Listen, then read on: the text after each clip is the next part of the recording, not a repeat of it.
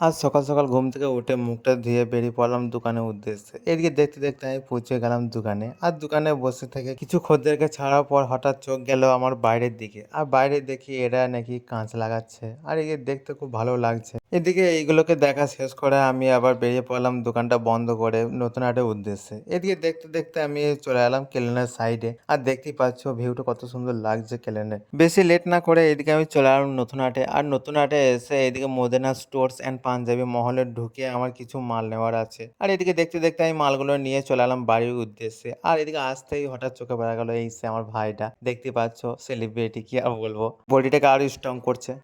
কাটা কেলা কেল্লাই করি আল্লাহ আল্লাহ গনিশায় আর কান্দুসা ভক্তি করে তোমার আশা। এদিকে গান শুনতে শুনতে আমি চলে এলাম বাড়িতে। আর বাড়িতে এসে গোসলটা করে আমি এখন রেডি, পুরোপুরি ফিটফাট দেখতে পাচ্ছ। আর এদিকে চলে এলাম বাইরে, কারণ আজকে আমাদের একটা দাওয়াত আছে আমার পাশা বাড়ির চাচাদের বাড়িতে। আর দেখতে পাচ্ছ এই বাড়িটাই যাবো আমরা খাবার খেতে। আর বাইরে সব আমরা অপেক্ষায় আছি। আর এদিকে দেখতে দেখতে আমরা খাবার খেয়ে চলে এলাম বাইরে।